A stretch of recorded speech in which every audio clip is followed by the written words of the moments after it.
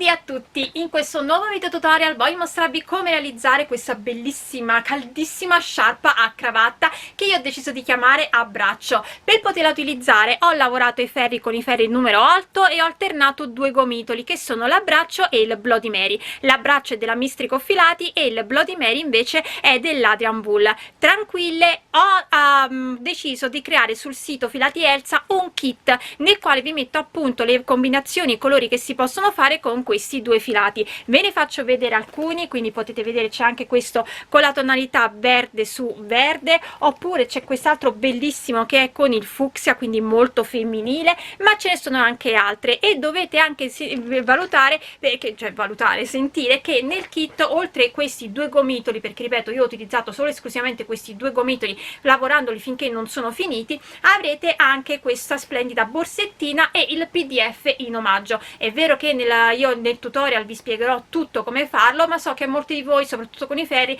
preferiscono avere la scritta passo dopo passo, quindi ho deciso appunto di creare questo kit in modo tale che se volete regalare questa sciarpa, per farla sia versione maschile che versione femminile, e potete fare entrambe le versioni perché comunque i kit sono sia femminili che maschili come colori, potete mettere poi questa sciarpa da regalare in questa bella borsettina rossa natalizia e fare il vostro regalino. Quindi il kit appunto comprende questi due gomitoli, la borsettina e il PDF in omaggio. Per quanto riguarda comunque la lavorazione, ve lo dico già, è molto semplice perché si tratta di giri di andata e di giro a dritto e rovescio, quindi la classica maglia rasata, però come potete vedere io ho alternato perché i giri da fare con l'abbraccio sono sempre gli stessi, ma invece con Bloody Mary ho alternato, una volta facevo solo 2, poi 4 giri, poi 2, poi 4 giri, in modo da avere la sciarpa ancora più movimentata, più carina. E infine ho fatto questa chiusura d'anello, ossia una volta finita la lunghezza sono andata a piegare un lato creando appunto questa apertura e ho stretto la cucitura in modo da farla venire con questo effetto così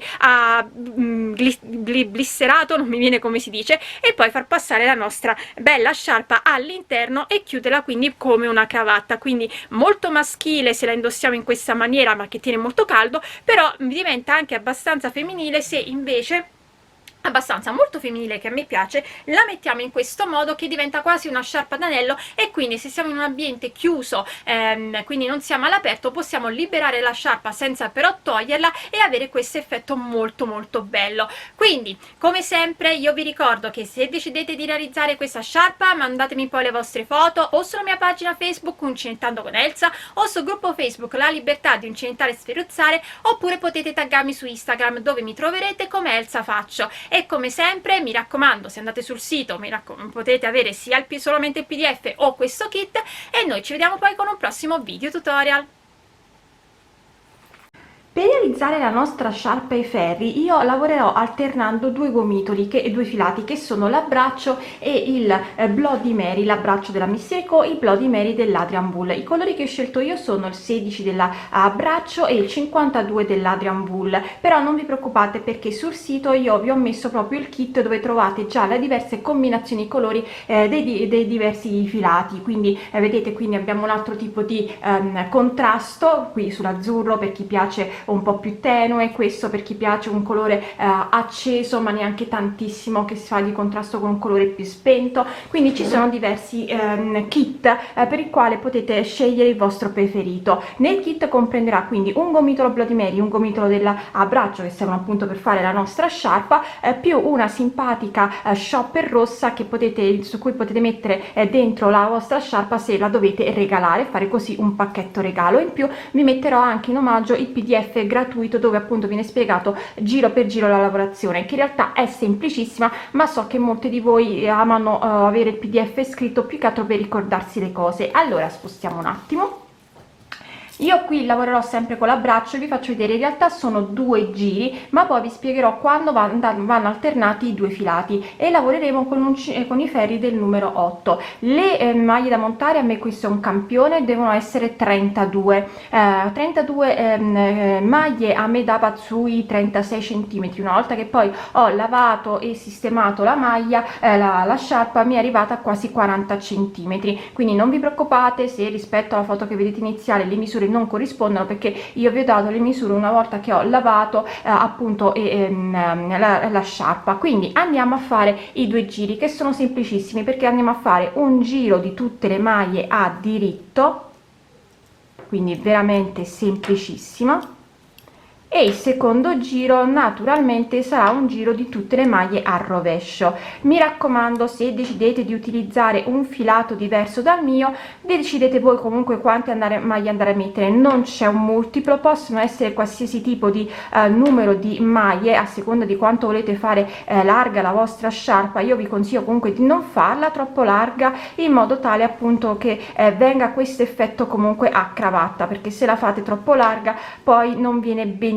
quando andate a cucire l'anello, perché poi vi dirò una volta fatta la maglia, come una volta realizzata la sciarpa, come andarla a rifinire. Quindi si fanno il primo giro a rovescio e poi il secondo giro, il primo giro a diritto e il secondo giro a rovescio. Io il primo giro a rovescio non lo lavoro, vedete, e lo farò la stessa cosa anche quando andrò a fare il primo giro di nuovo di maglie a diritto. Lavorerò quindi facendo sempre in questo modo, lavorerò sempre tutte le maglie tranne quella di inizio giro, sia che mi trovi a rovescio che a diritto. L'unica volta che andrò a lavorare appunto la maglia, la prima maglia a diritto, è quando dovrò fare il cambio colore, quindi quando passerò dal colore dell'abbraccio al colore appunto del Bloody Mary, perché noi iniziamo a lavorare appunto con il filato a braccio. E adesso vi spiego l'alternanza dei colori. I giri da fare in totale sono 14,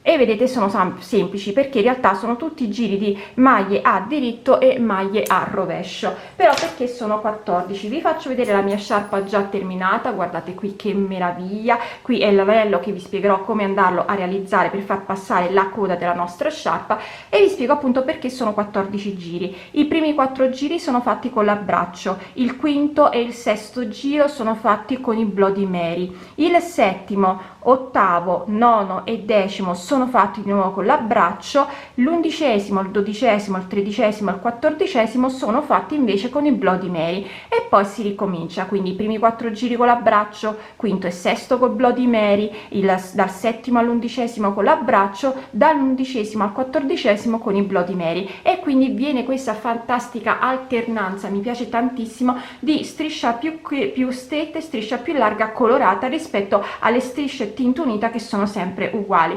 Inoltre, come potete vedere, da qua il gomitolo si vede anche meglio, il Bloody Mary è un filato che non è lineare, vedete, è un po' più doppio, poi diventa più sottile ed ha appunto questo effetto ancora più movimentato alle strisce.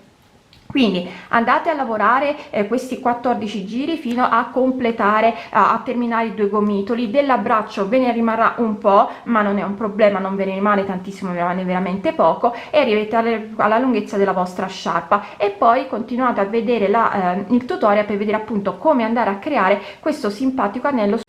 Ho terminato di lavorare la lunghezza della mia sciarpa, lavorando entrambi i 2 gomitoli con l'uncinetto il numero 8 e alternando i colori, così come avevo detto all'inizio. Io ho ottenuto 104 cm, che vanno più che bene, visto che devo fare una sciarpa con la chiusura a cravatta, che adesso vi mostro semplicemente com'è. Quindi vi dicevo, lavorando, alternando i 2 filati, io ho ottenuto una lunghezza di 104 cm. Adesso vado a piegare qui il bordo all'interno per circa, diciamo, 16 cm, vediamo un po' quanto è per sicurezza, anzi no, per 12 cm. Vedete, qui io ho terminato con l'abbraccio e anche qui ho l'abbraccio. Quindi adesso vado a cucire questo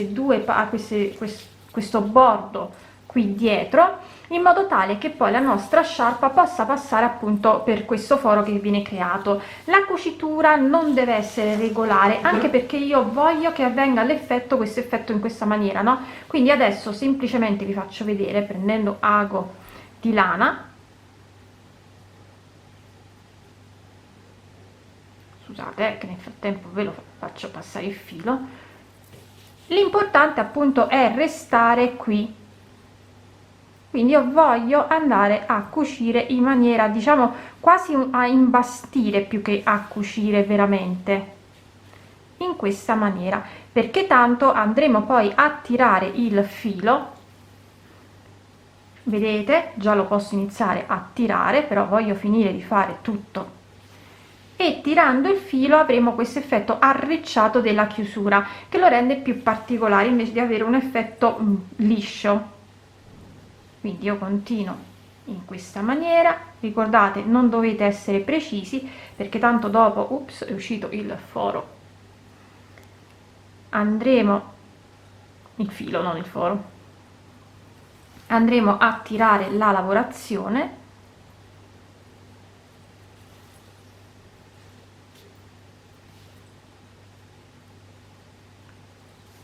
in questa maniera. Ecco, quindi adesso vado a tirare il filo, ottenendo così appunto qua vedete questa chiusura che ci permetterà appunto di far passare ad anello la nostra sciarpa. Io adesso chiuderò appunto, fermerò il filo qui dietro, toglierò tutti gli altri fili dell'inizio e fine gomitolo e quindi poi la nostra sciarpa sarà terminata. Ecco qui, io ho chiuso il mio anello, quello che vi ho fatto vedere, ho cucito, tirato il filo e fermato il filo e ho fatto passare quindi la codina. Quindi la sciarpa può essere indossata sia a cravatta in questa maniera, oppure potete tirare un po' il filo lasciandolo in questo, cioè scusate, il filo, la sciarpa, e trasformarla in uno scaldacollo. Più che uno scaldacollo comunque addosso scende di più, quindi è comunque una sciarpa però più aperta, in modo tale che se dovete entrare in qualche locale e fa un po' più caldo potete aprirla senza doverla comunque toglierla e tenere comunque il collo dietro bello coperto. Quindi anche questa semplice creazione è terminata.